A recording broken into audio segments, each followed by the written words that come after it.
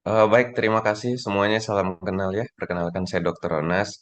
Ya, sebelumnya saya berterima kasih juga nih udah diundang sama komunitas.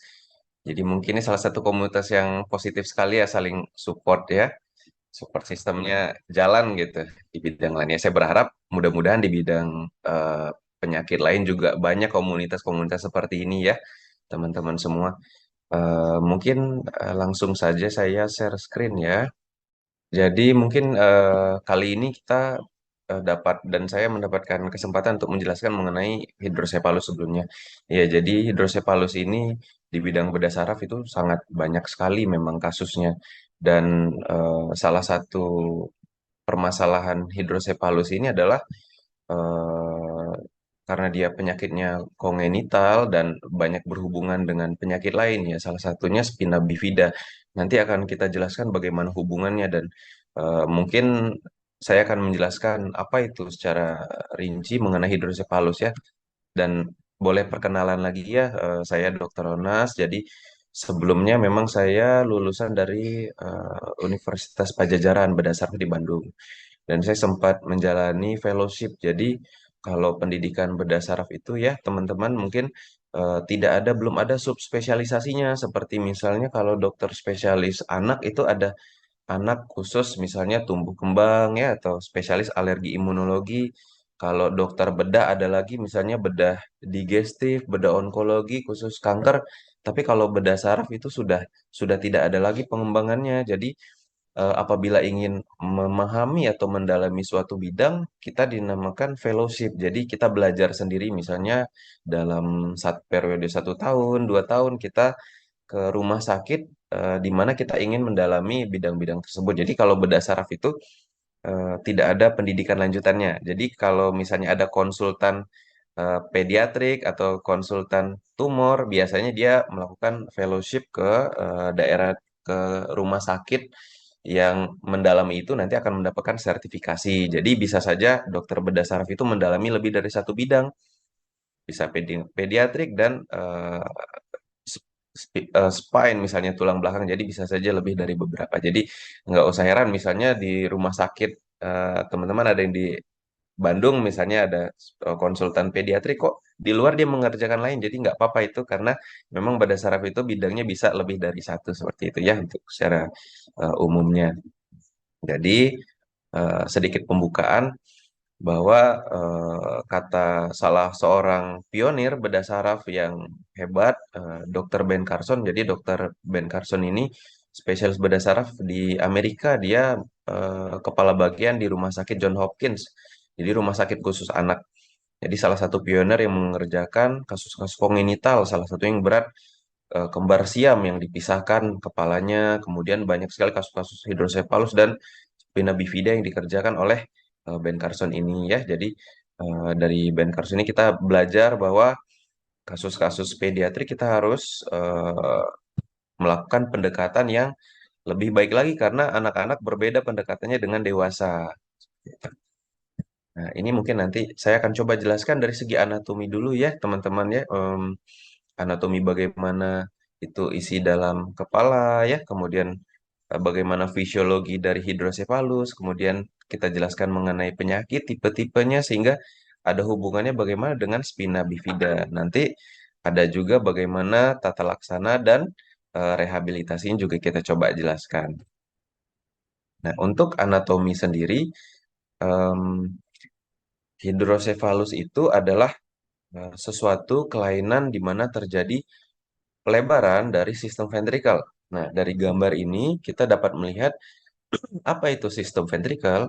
Sistem ventrikal itu adalah suatu sistem air atau cairan yang berada di dalam otak. Jadi di dalam otak itu ada seperti bendungan air yang berisi cairan LCS. Jadi cairan LCS itu cairan yang dapat digunakan sebagai pelindung otak. Kemudian dia juga dapat memberikan nutrisi-nutrisi juga otak. Di mana cairan LCS ini bentuknya seperti kalau kita lihat seperti kepala kambing atau kepala rusa ya dari depan, kemudian dari samping bentuknya juga seperti tanduk. Nah, ini ventricle ini berhubungan dia di otak dan di tulang belakang. Jadi di tulang belakang kalau kita lihat gambar di kanan, alirannya dia keseluruhan sehingga terakhir dia akan diserap kembali di atas otak, ada lapisannya namanya meninges, kemudian akan diserap melalui pembuluh darah vena seperti itu. Nah, kalau secara fisiologinya cairan LCS itu akan selalu diproduksi. Jadi ada suatu bagian di otak namanya plexus choroid. Jadi plexus choroid itu setiap menit dia akan memproduksi cairan LCS sekian cc. Nah, otomatis kan kalau dia memproduksi terus-menerus, maka kalau dibiarkan tidak ada penyerapannya, dia akan semakin banyak. Jadi ada suatu sistem penyerapan yang tadi saya sebutkan di plexus choroid, kemudian akan diserap di pembuluh darah. Ya, banyaknya kira-kira 0,3 cc sampai 0,5 cc itu per menit. Jadi tidak terlalu banyak, hanya beberapa tetes. Tapi kalau secara terus-menerus dalam 24 jam kan, coba kita hitung mungkin bisa sampai 400 hingga 500 cc itu.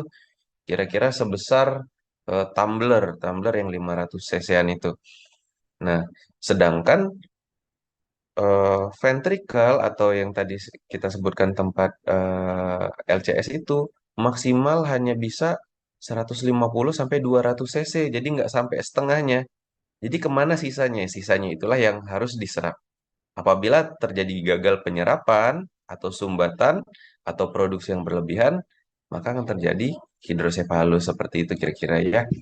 Nah, jadi hidrosefalus itu sendiri adalah pembesaran dari sistem ventrikelnya itu. Kalau kita lihat, jadi bila normalnya eh, bentuknya yang tadi kira-kira hanya 100 sampai 200 cc, apabila terjadi pembesaran, maka volumenya akan lebih besar dan yang terjadi adalah menekan otak-otak di sekitar seperti itu. Jadi bukan bukan hidrocephalus itu bukan kepala membesar ya, sebenarnya adalah pembesaran dari sistem ventrikelnya. Kemudian salah satu gejala adalah kepala membesar itu. Nanti kita jelaskan. Nah, ini ada dua tipe hidrocephalus. Jadi tipe hidrocephalus itu yang dibagi dua itu adalah yang pertama adalah kongenital. Kongenital itu hidrocephalus yang biasanya didapatkan dari lahir. Kenapa? Karena biasanya kalau dari lahir itu maka akan terjadi kelainan dari anatomi. Kemudian dari sumbatan yang memang terbentuk dari lahir. Nah, jadi kongenital itu memang bawaan dari lahir dia sudah berbeda tuh anatominya sehingga hidrocephalus pada bayi atau kongenital biasanya klinisnya kepala membesar. Kenapa? Karena cairan yang diproduksi itu dia akan mengkompensasi dari lingkar kepala otak karena masih tipis, kemudian ada ubun-ubun. Jadi ubun-ubun itu kan sampai umur 2 tahun dia belum menutup. Apabila terjadi pembesaran, maka bentuk kompensasinya adalah lingkar kepalanya yang membesar. Seperti itu. Kemudian yang kedua ada acquired hydrocephalus. Acquired hydrocephalus itu apa? Jadi biasanya pada saat lahir dia akan normal.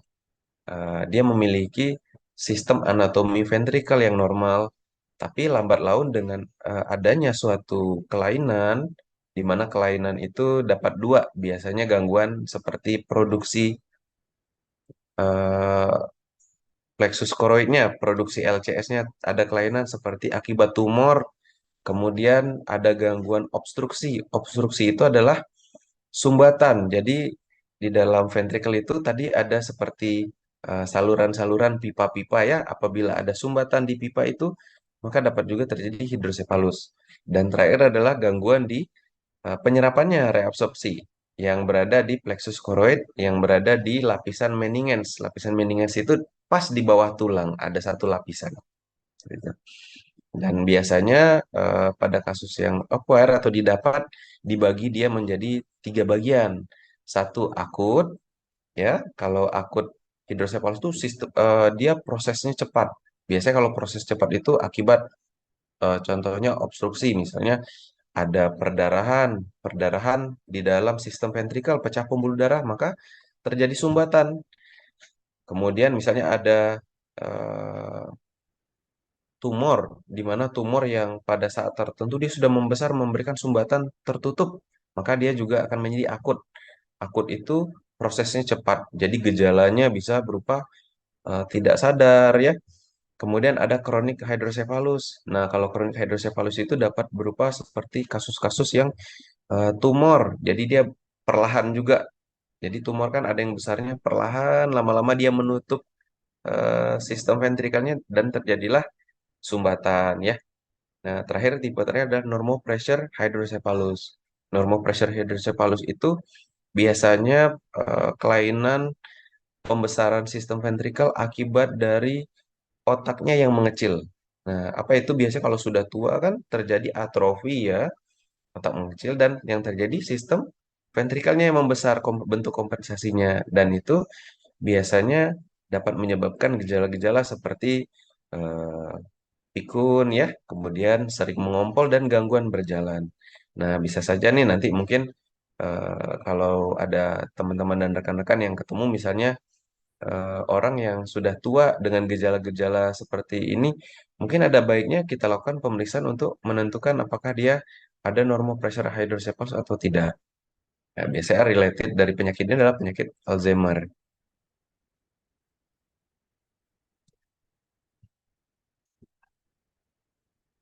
Ini yang tadi saya sebutkan ya beberapa etiologi penyebabnya. Kalau yang pada hidrocephalus yang didapat penyakitnya ada ini. Kalau penyebab produksi yang berlebihan biasanya akibat dari tumor pada plexus choroid.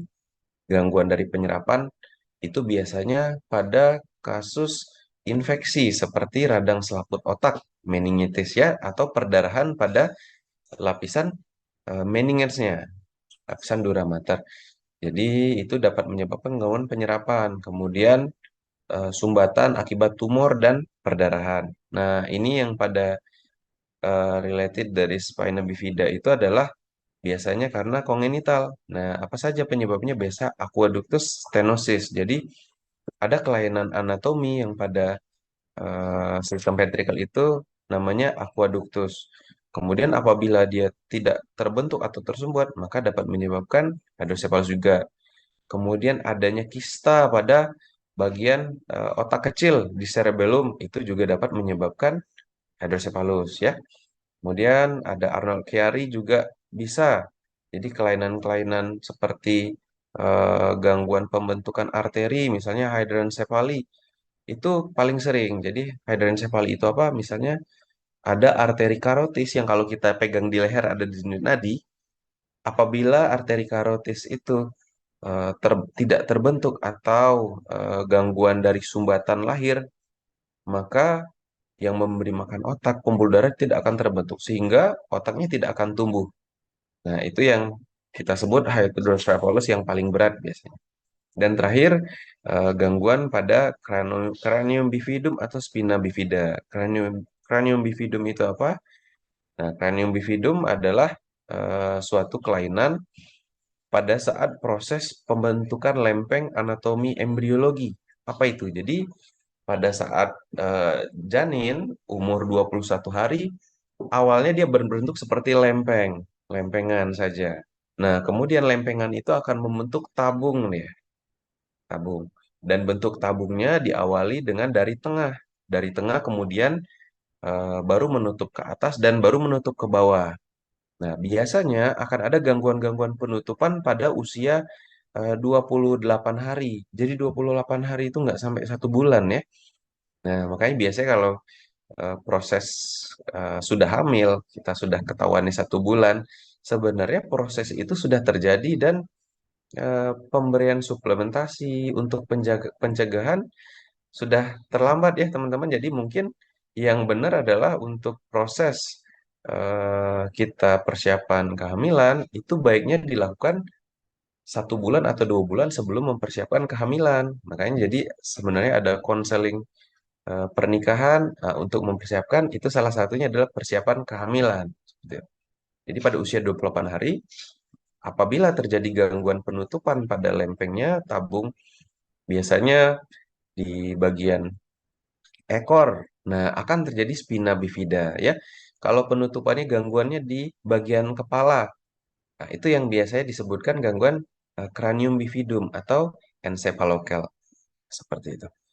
Jadi apabila kita lihat hubungannya, dia dapat bisa terjadi hanya salah satu atau dapat terjadi dua-duanya. Nah, itu hubungan dari kenapa spina bifida dapat terjadi hydrocephalus juga.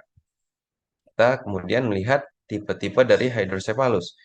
Hydrocephalus itu yang tadi saya jelaskan. Nah, sekarang tipe spina bifida ada beberapa tipe sebenarnya secara garis besar.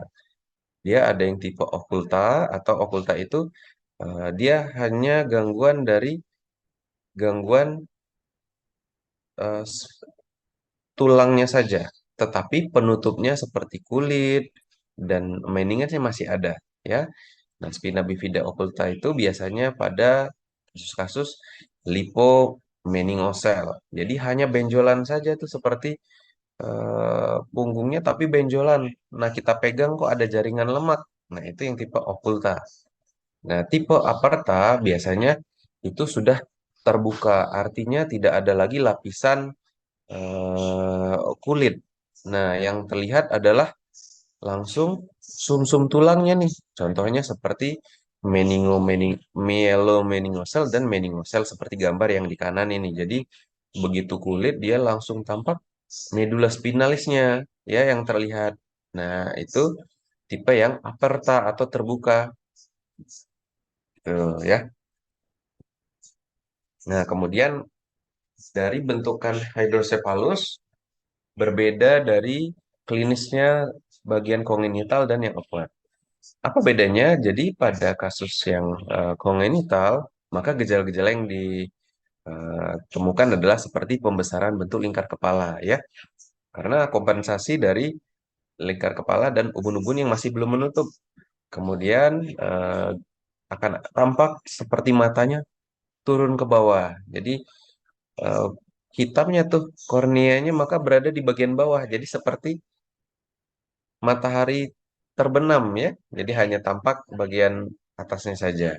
Kemudian biasanya jidatnya akan lebih besar dan mengkilat karena tertekan. Nah, jadi kulitnya jadi lebih mengkilat tuh. Kemudian ada venektasi seperti pembuluh darahnya terlihat lebih jelas.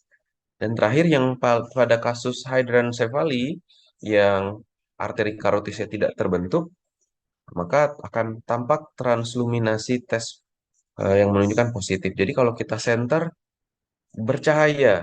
Nah, artinya apa? Jadi yang bercahaya itu kan air. Jadi tidak tampak lagi ada otak di dalamnya. Jadi hanya air saja. Itu biasanya pada kasus yang sudah cukup berat. Dan pada kasus hydrocephalus yang didapat atau acquire, nah biasanya gejalanya adalah eh, seperti muntah ya, gejala-gejala tekanan tinggi intrakranial, sakit kepala, kemudian bisa kejang, sampai penurunan kesadaran. Nah, ini gambaran-gambarannya.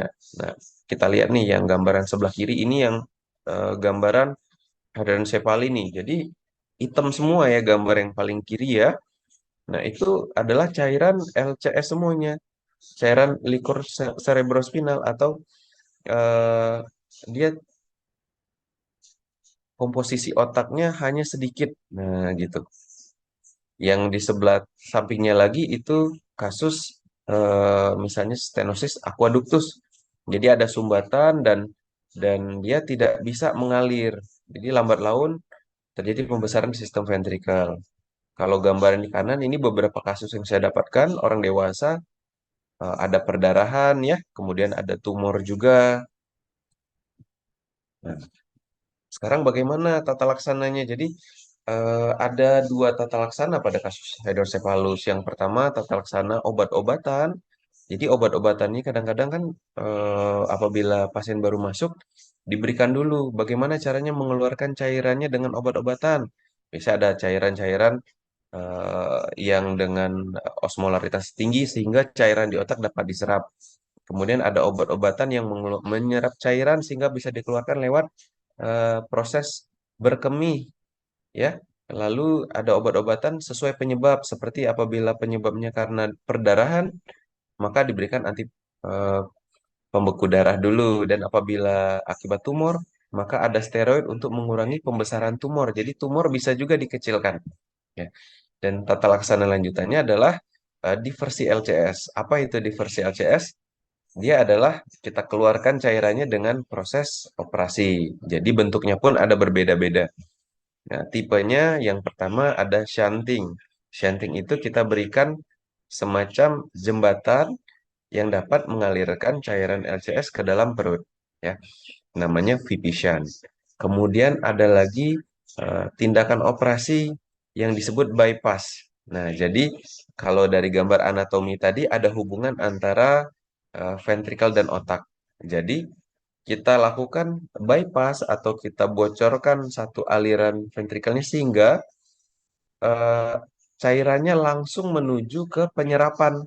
Jadi secara teori kan harusnya ada produksi LCS, kemudian ada penumpukan dulu di sistem ventrikel baru dia diserap. Nah, ini kita bypass. Begitu diproduksi, langsung kita bypass kepada penyerapan. Jadi dia tidak terakumulasi dulu. Ini beberapa tipe-tipenya. Jadi satu shunting ya diberikan selang dari sistem ventrikelnya ke perut atau ke jantung. Kemudian ada juga ETV yang tadi saya sebut bypass. Jadi kita langsung coblos itu ada semacam lapisan. Jadi lapisan dari ventrikel dia tipis sekali dan tidak berpengaruh terhadap fungsi-fungsi otak. Jadi kalau kita coblos di lapisan tipis itu, maka cairannya langsung menuju sistem penyerapan. Nah, yang gambar di kanan adalah FED. Jadi pada kasus-kasus tertentu kita dapat selangnya tidak dialirkan ke perut, tapi kita hitung dulu produksinya ke dalam selang, ya. Nah, kemudian pada kasus-kasus pasca operasi atau penyakit hidrosepalus ini bagaimana? Nah, yang paling penting adalah rehabilitasinya karena yang kita tahu hidrosepalus ini terutama yang kongenital dia akan berpengaruh terhadap kedepannya pertumbuhan dan perkembangan anak. Karena apa? Karena yang tadi saya sebutkan sistem anatominya sendiri yang sudah berbeda. Apa saja, misalnya seperti tadi gangguan hidrocephaly dia tidak ada sama sekali otak kanan dan kiri. Jadi korteks atau sistem otak besarnya kanan dan kiri tidak ada. Maka yang terjadi apa? Dia tidak akan bisa melakukan aktivitas secara normal lagi. Biasanya hidrocephaly itu hanya ada otak kecil di mana otak kecil itu fungsinya untuk mengatur keseimbangan dan mengatur kehidupan seperti jantung dan nafas itu saja. Dan kedepannya dia tidak bisa melakukan apapun. Nah, makanya rehabilitasi, pengawasan itu sangat penting, ya.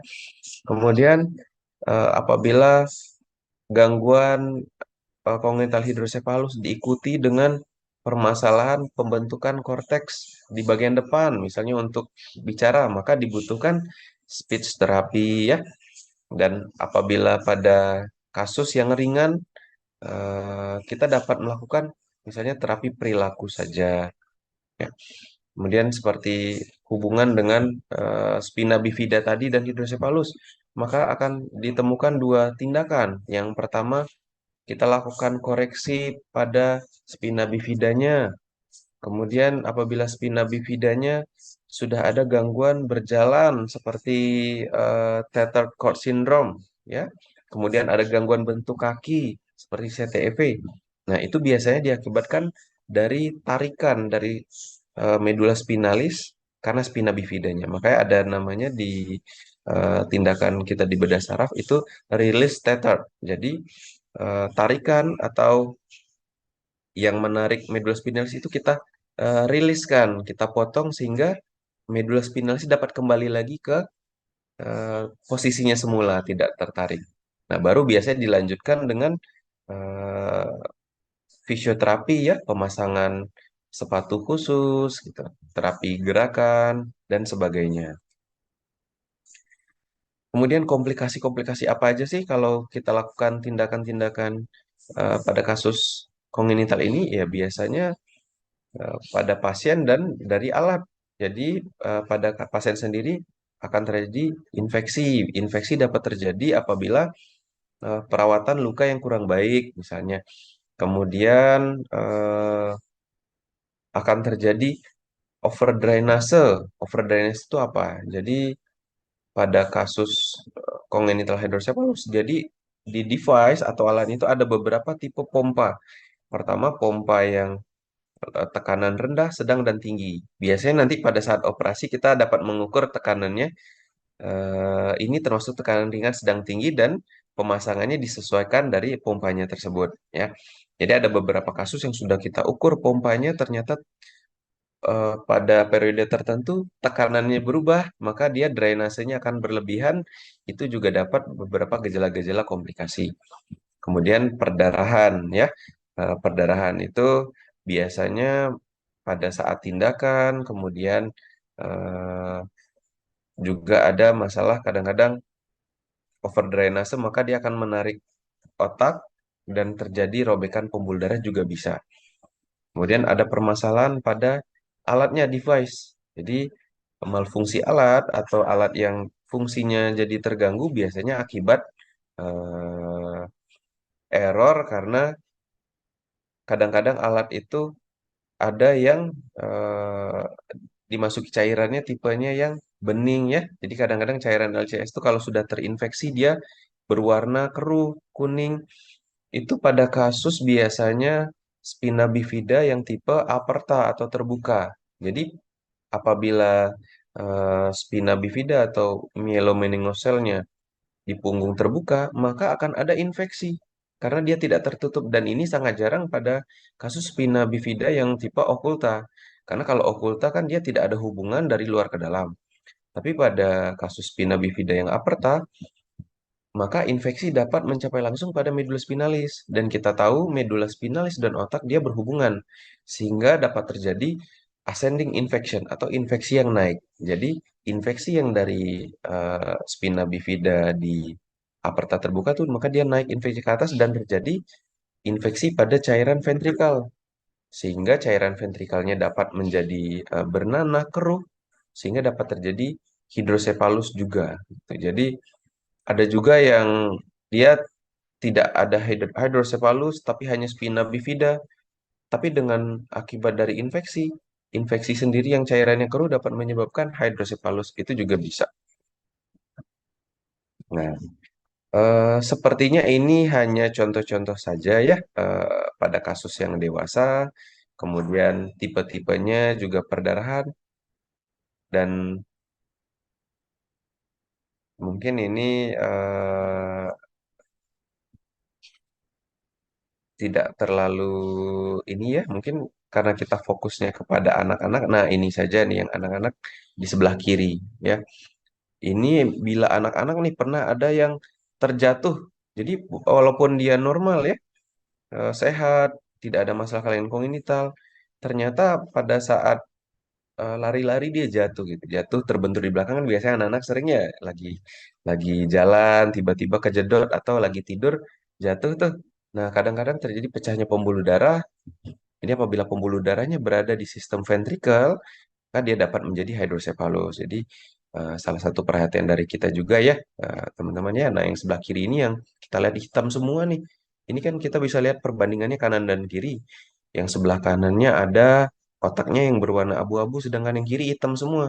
Yang abu-abunya hanya bagian atas saja, di bagian otak kecil. Nah, itu yang eh, hidrocephalus tipe hydrancephaly yang paling berat.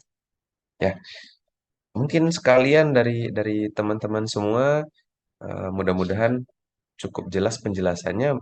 Bisa kita sesi tanya jawab kali ya. Saya kembalikan kepada ini ya, kepada Oke, moderator. thank you Dokter Ronas untuk explanation-nya. Tadi udah jelas banget, kita belajar banyak hal tentang hidrocephalus. Kita belajar, mungkin saya rangkum sedikit ya, tentang sistem ventrikal pada otak yang berisi cairan LCS, gimana cairan itu menjadi pelindung dan memberi nutrisi pada otak, dan selalu diproduksi juga oleh organ di otak. Dan kita juga belajar soal dua tipe hidrosefalus dan perawatan-perawatannya, dan juga penanganan jangka panjang beserta komplikasi-komplikasinya. Nah, ini udah ada eh, pertanyaan, mungkin saya bacakan pertanyaan yang pertama dulu, mungkin yang eh, dari Ibu Citra. Selamat pagi, Dokter Onas. Terima kasih atas kesempatannya. Izin bertanya, apakah semua anak spina bifida ada potensi hidrosefalus? Anak saya usia 2 tahun 8 bulan, spina bifida lipomyelomeningocele tanpa hidro. Terima kasih banyak, Dok. Ya, oke, baik nih. Langsung saya coba jawab aja ya. Ya, Ah, ya, jadi Moms, apabila seperti tadi yang saya sebutkan ya, misalnya pada kasus-kasus spina bifida itu dapat saja berdiri sendiri keduanya atau komplikasi. Jadi kalau saya simpulkan dari kasus lipomyelomeningocele ya, berarti tipe yang tertutup itu. Dan biasanya kalau tertutup itu eh, memang 50% dapat ditemukan hydrocephalus congenital juga karena dia berhubungan dari prosesnya. Tapi apabila dokter, biasanya saya selalu melakukan pemeriksaan pada saat lahir, kemudian beberapa bulan. Misalnya hanya benjolan saja yang ditemukan. Biasanya kita lakukan juga pengukuran lingkar kepala. Jadi apabila lingkar kepalanya normal, tidak ada masalah lain, biasanya kita dapat menyimpulkan hanya permasalahan di spina bifidanya saja. Tetapi apabila tampak pembesaran lingkar kepala ya yang berlebihan lebih dari 2 standar deviasi, maka kita dapat menyimpulkan ini ada kombinasi nih. Kemudian dari beberapa pemeriksaan yang kita lakukan seperti MRI dan CT scan kepala itu juga dapat ditentukan ini ada hydrocephalus juga atau tidak. Tetapi kalau pada saat pemeriksaan dokter menyimpulkan hanya spina bifida saja dan termasuk tertutup, biasanya itu hanya satu saja. Jadi permasalahan mungkin hanya di spina bifida saja. Jadi eh, tidak akan menjadi hydrocephalus. Kecuali yang tadi apabila dia tipenya aperta dengan perawatan, infeksi, dan kurangnya pemberian antibiotik, dia bisa jadi infeksi dan menjadi hydrocephalus. Itu. Jadi bila MAMS ini hanya masalah di spina bifida saja, mungkin ada baiknya dilakukan pemeriksaan khusus pada spina bifida yang lipomyelin saja. Itu.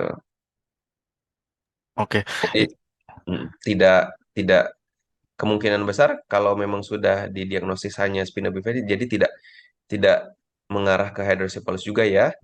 Oke. Tuh. Oke, berarti jadi kalau sudah didiagnosa tadi lipomyelomeningocele tanpa hidro, kemungkinan besar tidak ada hidro, walaupun mungkin bisa dicek kembali gitu ya, Dok. Ya, betul. Oke, pertanyaan selanjutnya dari Ibu Erpis. Pagi dok, anak saya Lintang, usia 4 tahun. Anak saya pasang Vipishan dari usia 1 tahun. Di usia berapa tahun lagi untuk perpanjang selangnya? Apakah harus diperpanjang selangnya dan harus operasi lagi? Lalu apa tanda-tandanya jika shannya mengalami masalah? Dan mungkin pertanyaan selanjutnya, belum bisa jalan. Apakah memang bisa jalan atau lama prosesnya untuk jalan? Terima kasih banyak dokter. Ya, ya. Halo Mams, terima kasih pertanyaannya ya. Saya coba jawab. Jadi mungkin harus lebih ditentukan lagi nih tipe hidrosephalusnya yang bagaimana dan seberapa berat derajatnya ya. Cuman mungkin saya coba jawab dari segi pertanyaannya aja. Jadi untuk pemasangan selang bila 1 tahun, biasanya nanti kita evaluasi pada saat sudah growth spurt. Jadi biasanya umur orang akil balik laki-laki ya, kalau laki-laki akil baliknya biasanya umur 10 sampai 13 tahun tuh bila dia sudah tinggi karena pada saat lahir pun operasi kita lakukan selang itu kita lebihkan gitu. Memang kita persiapkan untuk sampai umur 10 sampai 13 tahun. Nah, cuman biasanya kalau kita sudah menginjak akil balik dan eh, pertumbuhan kita sudah signifikan sekali, biasanya kita lakukan pemeriksaan tuh ronsen abdomen, ronsen perut. Apabila selangnya masih masih panjang dan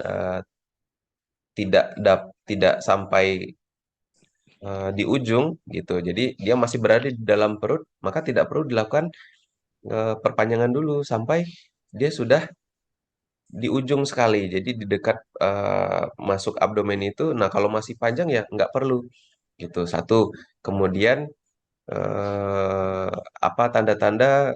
kalau selangnya bermasalah. Nah, yang pertama kita bisa lihat dari klinisnya dulu, karena tadi saya bilang ada beberapa tipe pompa. Jadi kalau pompanya sesuai nggak ada masalah, ya dia biasanya lingkar kepalanya akan terkontrol, ya.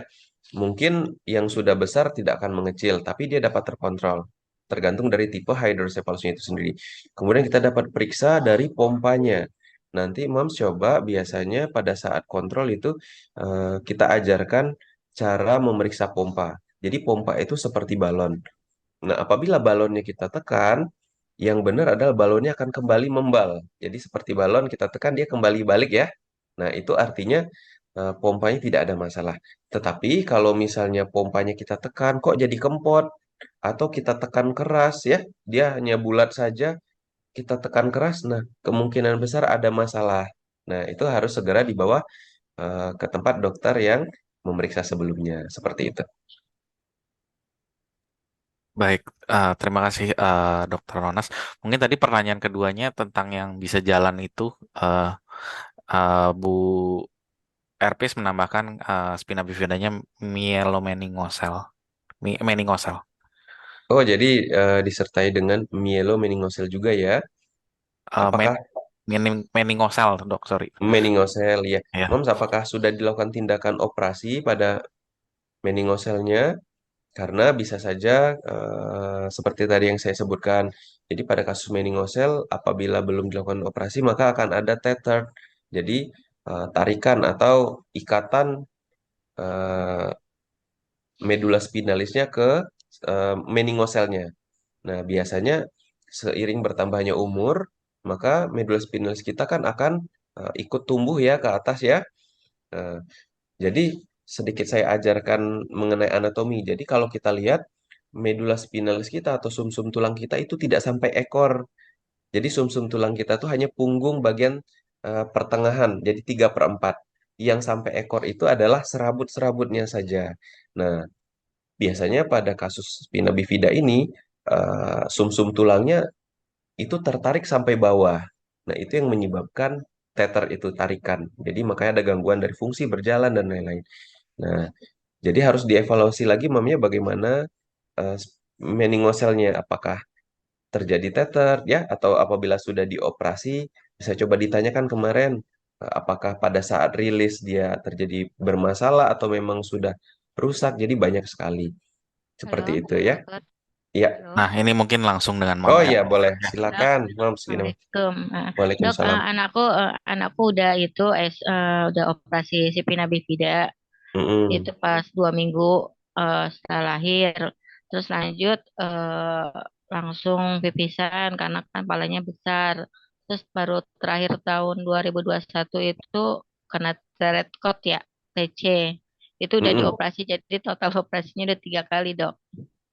Gitu. Nah, dari Iya. 8 bulan itu udah terapi sampai sekarang. Cuma Oke.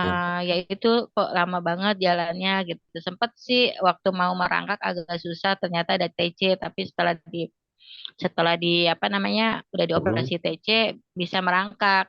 Apakah ada kemungkinan kena TC lagi jadi belum bisa jalan ya, Dok? Aku jadi bingung, kasihan Iya. anaknya operasi mulu. Makasih, Oke, Dok. Mams. Nah, jadi TC itu ya tether cord itu ya. Eh, jadi ada beberapa kemungkinan sih kalau saya nilai. Nah, yang pertama bisa saja karena tether cord itu dia dapat merusak medula spinalisnya ya seperti saraf yang ketarik terus. Jadi bisa saja akan ada gangguan. Memang semakin cepat diagnosis tether cord itu semakin baik untuk proses pemulihan. Semakin lama juga semakin merusak dia.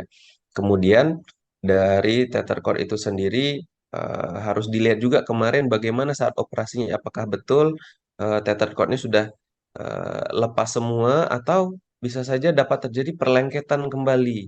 Karena operasi itu dia ada nama jaringan sikatrik, Moms. Jadi jaringan sikatrik itu dia secara tidak langsung memberikan zat-zat inflamasi yang dapat menarik kembali em, medula spinal sehingga dapat terjadi tether cord. Jadi kalau saran saya tetap diobservasi ya biasanya dalam setahun sekali atau 6 bulan sekali pada beberapa rumah sakit itu kita dapat melakukan pemeriksaan MRI berkala gitu. Jadi dapat kita nilai lagi bagaimana tether cord-nya, bagaimana medula spinal seperti itu ya, Mam ya. dan tetap semangat ya untuk fisioterapinya. Ya, terima Baik. kasih, Dok. Ya, Terima kasih Bu Ertis. Nah, oke pertanyaan selanjutnya ini udah lumayan banyak pertanyaannya ya, Dok. Assalamualaikum pagi Dok, anak saya kembar Rohis dan Royes usia 8 tahun. Rohis mengalami hidrosefalus dan spina bifida. Udah pasang Vipision dari usia 6 bulan, namun spina bifida belum operasi. Rencana bulan 9 ini baru operasi. Sementara Royes baru didiagnosis hidrosefalus unik hanya di kepala sebelah kanan. Izin pertanyaan saya dok, apakah untuk pemasangan Shan akan berlangsung seumur hidup atau bisa dilepas ketika tidak dibutuhkan lagi? Terima kasih banyak dokter. oke. Terima kasih ya Mums ya pertanyaannya ya. Ya, jadi secara teori untuk kasus kongenital ini biasanya dia akan mengalami pemasangan shunt yang permanen karena permasalahannya adalah dari anatominya ya. Ya, jadi kalau anatomi yang berbeda itu maka dia harus dibuatkan jalan anatomi yang baru. Nah, jalan anatomi yang baru itu dapat berupa shunting ya. Nah, seperti itu. Tergantung juga dari penyebabnya. Seperti misalnya pada kasus hydrocephalus congenital yang tipe aqueductus stenosis. Jadi permasalahan utamanya kan hanya di stenosis aqueductusnya saja. Apabila kita dapat berhasil kita buat salurannya, maka selang vipisannya tidak akan permanen gitu. Tapi hanya itu saja biasanya yang lain harus selangnya dipertahankan seumur hidup Imam ya, seperti itu. Karena kongenital itu memang kelainannya sudah dari bentukan anatomi yang berbeda.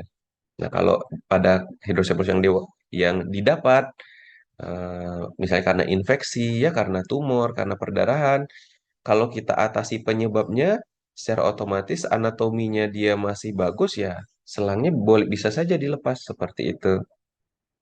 Tapi nanti harus diperiksa lagi ya, Mam, sama dokternya karena harus dilihat lagi tipenya yang bagaimana. Nanti coba didiskusikan kembali ya. Baik, oke. Terima kasih untuk jawabannya Dokter Onas. Untuk pertanyaan selanjutnya dari Wardah Bagis, Dok izin bertanya, saya seorang penyandang SB dewasa. Apakah memungkinkan hidrosefalus terjadi jika ada obstruksi aliran LCS itu setinggi level L1 L5 dan obstruksi tersebut ditindak? Keterangan klinis MRI kepala hidrosefalus non komunikan ya. Iya. Oke, kalau boleh tahu ini umur berapa yang bertanya boleh tadi? Usia 32 dok. 32 tahun, ya. Iya. Eh, Ibu bagaimana ini sebelumnya dioperasinya saat masih kecil ya? Iya, saat masih kecil usia 1 bulan. 1 bulan. Kemudian sekarang ada klinis nggak yang menyebabkan kelainan-kelainan hidrosefalus seperti yang saya sebutkan tadi? Eh, saya maaf mas, sebelumnya saya joinnya di pertengahan jadi belum tahu. Oh iya, eh, iya. Cuma Apa ada kemarin gejala itu nggak saya sekarang, Mams? eh, sering sakit kepala dok. Jadinya Hmm. asalnya itu kan pas saya MRI pertama itu dokternya bilang kalau ini ditindak ada kemungkinan hidrosefalus terjadi, katanya seperti itu. Mm-mm. Saya yang pertama itu MRI-nya di Lombok, saya dari Lombok. Jadinya karena dokternya berkata seperti itu kan saya jadi ngeri gitu kan, masa iya hidrosipalus dewasa gitu kan. Mm. Jadi saya move ke Bali, pindah ke Bali buat cari yang second optionnya. Di Bali pun dokter berkata memang ada kemungkinan itu terjadi. Jadi sehingga dokternya minta lebih baik di MRI kepala aja, katanya gitu buat memastikan. Saya baru selesai 2 hari yang lalu MRI kepala dan ternyata di situ keterangannya ya seperti yang saya sebutkan ini di komentar barusan. Cuma saya belum sempat ketemu sama dokter yang bersangkutan karena memang di Bali kan lagi libur gitu. Jadinya ya gitu. Jadi saya kayak takut aja gitu. Oh ya dok, di MRI pertama saya itu ada tether cord, tapi di MRI kedua saya nggak ada tether cord-nya. Jadi ya Iya. gitu. Hmm.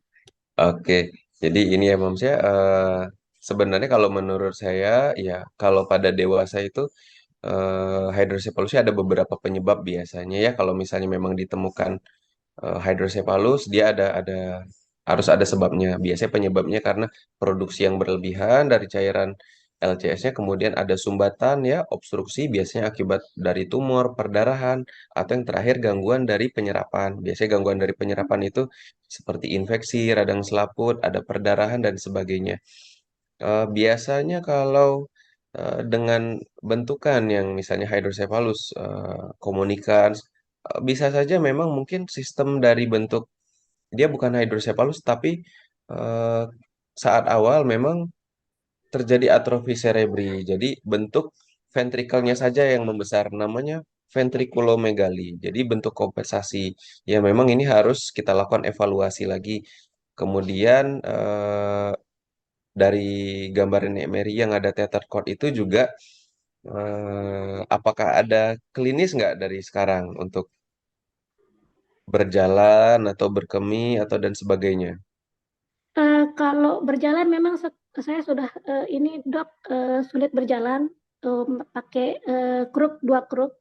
Mm-mm. Awalnya dulu bisa jalan tanpa bantuan alat apapun, cuma memang jalannya nggak normal. Cuma bisa jalan, bisa lari sampai usia kira-kira 17 tahun. Setelah itu saya nggak bisa pakai kedua kaki saya, jadi butuh bantuan 2 tongkat. Nah, 6 bulan terakhir ini memang langsung ngedrop keadaan. Jadi sekarang juga nggak bisa jalan jauh, jadi pakai kursi roda, bantuan kursi roda gitu. Mm. Iya, Hmm. kalau menurut saya kita evaluasi betul harus ke dokter spesialis yang lakukan pemeriksaan ya Mams ya. Jadi kita nilai Iya. bagaimana hasil MRI-nya, kemudian MRI kepala dan MRI lumbal. MRI kepala ini kita harus nilai lagi apa betul ini hydrocephalus atau ventriculomegali saja. Jadi untuk menentukan Hmm. perlu tindakan atau tidak. Kemudian yang MRI lumbalnya itu eh, ada tether cord atau tidak ya harus kita lihat ya.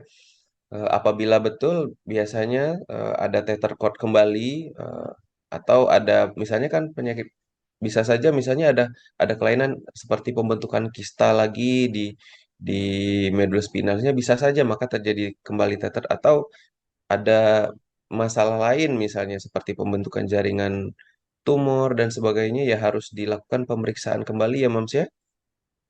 Baik, dok. Iya, biasanya Ya, nanti dokternya akan lakukan evaluasi kembali berkala itu kalau misalnya masih diragukan penyebabnya. baik, dok. Terima Mm-mm. kasih, dok. Iya, Ya, Assalamualaikum. Terima kasih Ibu Wardah. Baik, untuk pertanyaan selanjutnya dari Mbak Rani ya. Ini Mbak Rani udah open cam, mungkin bisa langsung.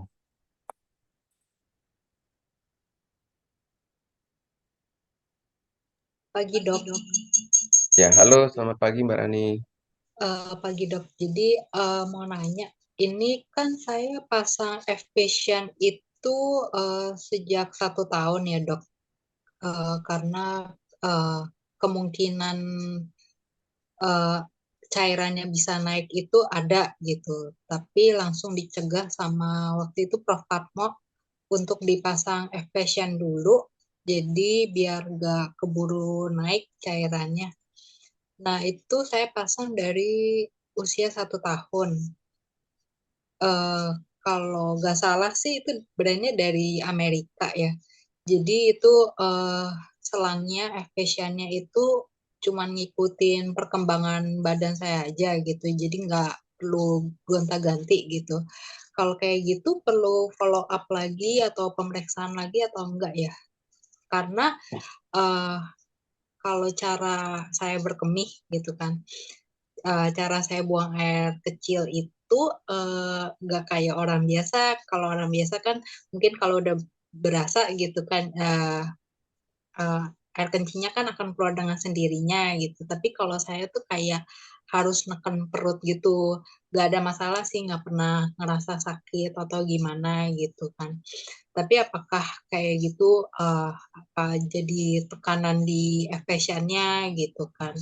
Terus kayak akhir-akhir ini tuh kayak suka pegel gitu, jadi kayak suka gini gitu, tapi Hmm, nggak kan ya dok. iya. Jadi kalau Mbak Rani sendiri nggak ada gejala yang lain kan? Sehat walafiat ya? Sehat, cuman Hmm. emang kakinya mungkin kayak kebanyakan anak spina bifida aja kali ya, kayak CTF yang kayak jalannya miring jadi harus pakai sepatu besi. Tapi kalau untuk jalan masih bisa kayak untuk dituntun gitu. Tapi mungkin kalau jauh banget kayak keliling mall itu harus pakai kursi roda, itu aja sih dok. Hmm. Iya, jadi sebenarnya kalau untuk dari segi selangnya itu harusnya tidak ada permasalahan. Memang kadang-kadang dari psikiatrik karena dia kan dilakukan operasi sampai ke dalam rongga abdomen ya. Ya bisa saja memang otot perutnya jadi agak sedikit terganggu dan membutuhkan sedikit misalnya manuver-manuver untuk membantu pada saat berkemih atau jalan. Tetapi selagi tidak ada gejala yang berat dirasakan, maka ya udah nggak apa-apa gitu. Kalau seperti yang dirasakan pegel-pegel di leher, saya rasa semua orang biasa juga pasti mengalami pegel-pegel di leher tuh, apalagi kita sering di laptop gitu. Jadi ya sebaiknya jangan, saran saya sih jangan terlalu dirasakan aja, kecuali ada klinis yang jelas.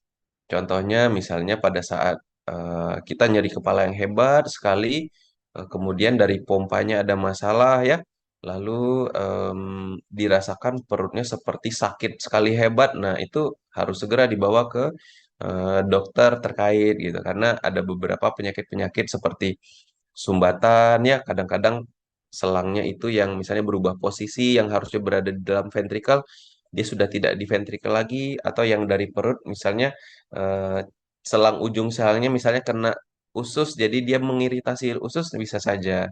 Tapi selagi tidak ada masalah ya saya rasa nggak apa-apa, tetap aktivitas seperti normal saja ya Mbak Rani ya.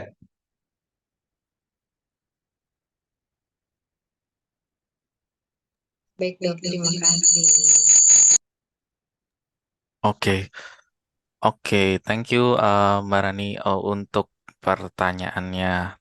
Ini ada pertanyaan terakhir. Izin tanya lagi dok dari tadi mamsnya Rohis dan Royis. Apakah ada perbedaan jika operasi spina bifida dilakukan di usia bayi dan di usia sudah besar? Kebetulan anak saya belum operasi, baru mau operasi sudah umur 8 tahun karena kondisi di tempat tinggal kami baru ada alat medis dan SDM. Terima kasih. Iya, baik Mams. Jadi pertama mungkin akan saya jelaskan mengenai pros and cons-nya dulu ya.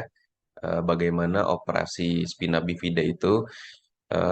Sebenarnya spina bifida itu semakin cepat semakin baik karena untuk mencegah gejala-gejala seperti teter ya, dan komplikasi-komplikasi apabila dia tipe yang open maka dapat segera kita tutup sehingga tidak terjadi hydrocephalus. Eh, Bahkan seperti ada dokter yang saya sebutkan tadi, dokter Ben Carson itu dia melakukan tindakan operasi penyakit kongenital di dalam rahim. Semakin cepat semakin bagus tuh, sebelum lahir dia udah lakukan tindakan. Ya memang membutuhkan fasilitas yang sangat baik dan tenaga yang berpengalaman juga.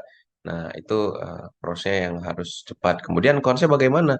Ya semakin kecil itu pasien semakin rentan, kemudian resiko juga semakin tinggi, dan harus dibutuhkan pertama fasilitas yang memadai, instrumen alat-alat untuk infan bayi, kemudian tenaga dokter yang berpengalaman, dibutuhkan dokter bius yang khusus menangani pasien bayi karena kehilangan darah sedikit saja dapat menyebabkan shock pada pasien seperti itu. Jadi memang eh, beberapa pertimbangan dapat dijadikan pedoman atau pilihan kita kapan dilakukan tindakan operasi seperti itu Mas. Jadi kalau misalnya dia tipe yang tertutup ya, okuta, terus gejalanya juga masih bisa kita pantau ya. Menurut saya nih mungkin pertimbangan dokternya alangkah lebih baik dengan mempertimbangkan segi eh, sarana dan prasarana, kita lakukan penundaan sampai pasien terasa cukup kuat untuk dilakukan tindakan operasi seperti itu, Mams. Baik, Jadi dapat ditangkap maksudnya ya, saya tidak menyebutkan mana yang benar dan mana yang salah dan harusnya, tetapi ada beberapa pertimbangan seperti itu. baik. Oke, terima kasih Dokter Ronas untuk jawabannya. Mungkin ini ada dua pertanyaan terakhir. Di sini ada yang tangannya tunjuk jari nih. Bu Rina boleh open mic-nya mungkin?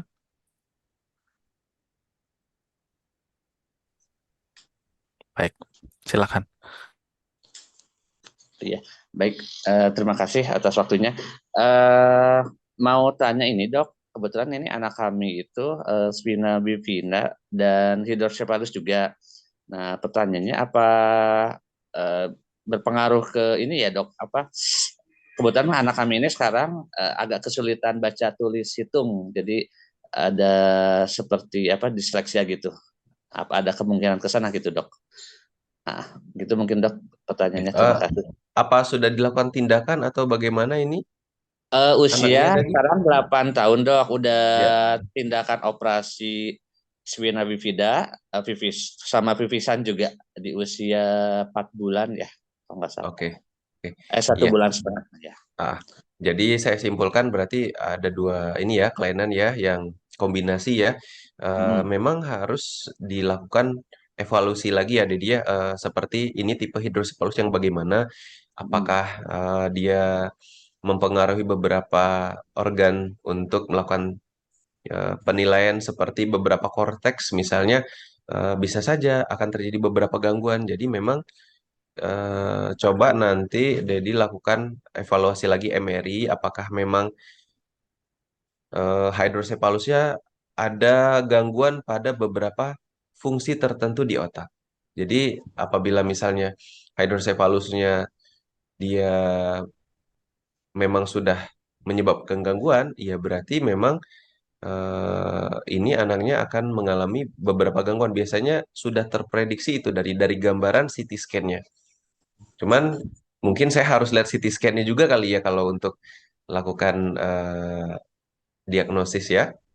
Jadi kalau menurut saya bisa saja terjadi gangguan dari perilaku, disleksia. Makanya pada tata laksana rehabilitasinya salah satunya adalah speech therapy dan behavioral therapy pada kasus hydrocephalus seperti itu. Iya. Mm. Baik dok, terima kasih. Baik. Oke, terima kasih untuk pertanyaannya. Nah, ini ternyata ada dua pertanyaan lagi, Dok. Apakah ada cara untuk meminimalisir tether cord pada anak SB dari Ibu Citra? Oh, mungkin ini mau unmute ya. Silakan. Ya, terima kasih dokter atas kesempatannya. Anak saya Naratama, dia 2 tahun 8 bulan, dok. Seperti yang tadi saya tanyakan, eh, apakah ada cara untuk mencegah TC itu terjadi kembali ya, dok? Itu kebetulan mungkin dokter kenal anak saya pasiennya dokter Astri Avianti dan dokter Adel Mosafi, dok. Itu kita selalu membahas itu terkait TC gitu. Gimana caranya untuk TC itu jangan sampai terjadi lagi gitu. Nah, apa yang harus kita lakukan, Berarti dok? sudah Apakah dilakukan tindakan operasi ya, Mams ya? sudah dok. Usia Oke. operasi SB-nya itu ketika usia 9 bulan, kemudian operasi UDT, jadi dia kenanya di biji testis dok ternyata yang lainnya. Itu usia 21 bulan, karena waktu itu dokternya diskusi semua ini harus beres sebelum usia 2 tahun gitu. Saat ini sih anaknya udah bisa jalan, eh ya lari-lari gitu, biasa aja sih dok, nggak ada yang kita khawatirkan banget. Cuma memang kaki sebelah kiri itu mulai agak bengkok karena ternyata waktu hasil EMG ya dok, kalau nggak salah itu otot kanannya itu tidak sekuat otot yang kiri gitu. Tapi untuk berdiri, jalan dia main sendiri itu masih bisa. Ya. Oke, pertama-tama mungkin bisa disampaikan salam saya ya untuk Dokter Astri Avianti ya dengan Dokter Adel. Dokter Adel Astri ya. itu ya senior saya waktu di Bandung ya. Kemudian Dokter Adel itu Oh, teman saya dia dari UI. Oke, jadi untuk menjawab pertanyaannya, eh, bagaimana pencegahannya? Kalau menurut saya, tether cord itu kan dia berada di dalam ya. Jadi kita tidak tahu itu bagaimana prosesnya karena banyak sekali hubungannya mulai dari proses inflamasi ya, sikratikasi atau ada perlengketan akibat sikatrik jaringan yang kemarin dioperasi. Tetapi saran saya adalah tetap lakukan stretching, kemudian fisioterapi sehingga eh, otot atau lumbal muscle-nya itu dapat baik gitu sehingga elastisitas ya pada saat kurvaturanya juga normal sehingga dapat mencegah terjadinya teter. Cuman pada umur sekarang berapa tadi? 9 berapa tahun? 2 tahun 2 tahun 8 ya. bulan. Ya, Ya 2 memang tahun. dalam 2 tahun ini ya kita hanya bisa berharap dari stretching itu kita lakukan pelemasan berkala dari punggung seperti proses orang yoga gitu ya, kaki diangkat sehingga dapat dapat medula spinalnya itu lebih elastis dan tidak gampang terjadi teter. Kemudian ya kita berdoa aja semoga pada saat growth spurtnya itu umur 10 sampai 11 tahun itu Oke. tidak terjadi. Jadi memang menurut saya lebih kepada aktivitas ya. Jadi mungkin bukan aktivitas berat tetapi yang lebih mengacu pada elastisitas tungkai dan lumbal gitu seperti itu. Oke, oke. Terima kasih dokter. Iya, Ya. kan fisioterapi juga masih jalan terus. Jadi kalau fisioterapi ya agak lucu juga ya. Jadi kaki kanan dikuatin, kaki kiri jangan sampai tegang gitu. Karena kaki Mm-mm. kirinya terlalu mungkin karena satu tumpuan ya dok ya. Ya. Jadi dia mulai agak bengkoknya di situ. Oke, Mm. terima kasih banyak dokter. Ya, sama-sama. Oke, terima kasih Bu Citra. Ini ada pertanyaan terakhir dari Bu Erpis, anaknya Lintang 4 tahun 2 bulan. Dok, saya mau tanya apakah rata-rata pasang mesin Kak Adit boleh ngomong langsung. Oke, silakan silakan. Maaf ya Kak Adit. Nah, Pak, saya mau nunjukin anak saya nih dok. Iya. Kebetulan dia waktu di operasi hidro itu di kepala sini ya dok. Cuma aku kalau di komunitas hidro ya rata-rata di bawah kuping ya dok ya. Cuma aku mau nanya ke dokternya takut ya. Jadi Mm-mm. melalui webinar aja. Jadi tuh si kepalanya kayak model kayak telur gitu. Nah aku takutnya nanti dia dewasa ada rasa malu atau gimana. Emang rata-rata nggak semuanya di bawah kuping ya dok ya. Nah, Oke, jadi di sini lukanya di sini ya, Mams ya. iya, iya. Ini ada Selang, selangnya di mana kalau boleh tahu selang itunya, selangnya pompanya. di Ada dikasih tahu nggak pompanya di mana? Kompanya di sini dok di kepala.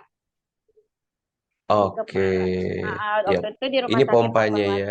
Fatmawati di Ah, sini di rumah sakit Kito di sama ke sini ke bawah oke. sampai ke pipisan jadi dia punya buah itunya dok yang buah buah ininya agak peot gitu loh dok jadi nggak Mm-mm. sesuai sama ini kadang kan kalau lagi harusnya kalau mau pipis kan dia ngembang ya dia peot terus gitu apa memang begitu ya dok ya.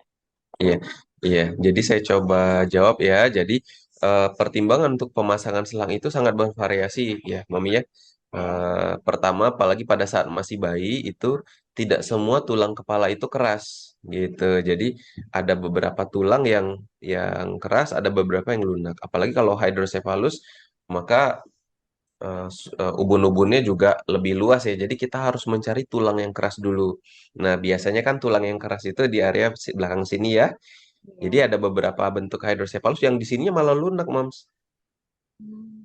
Jadi masih masih seperti ubun-ubun yang membesar itu. Apabila ubun-ubunnya masih ada, kita tidak bisa lakukan pasang di sini. Nah, kemungkinan besar dari dokternya itu mencari lokasi di mana yang tulangnya keras, maka dinilai dia berada di sini ya, disitulah dipasangnya seperti itu, Mams.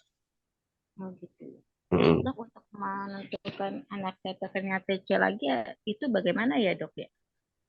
Apa Untuk spina harus bifidanya ada sudah syarat dilakukan lagi? operasi ya? Udah dari pertama lahir itu Iya, sebulannya udah. Maksudku aku takutnya anakku kena TC lagi apa aku harus ke iya, bedah saraf lagi ya dok ya iya. untuk mengetahuinya.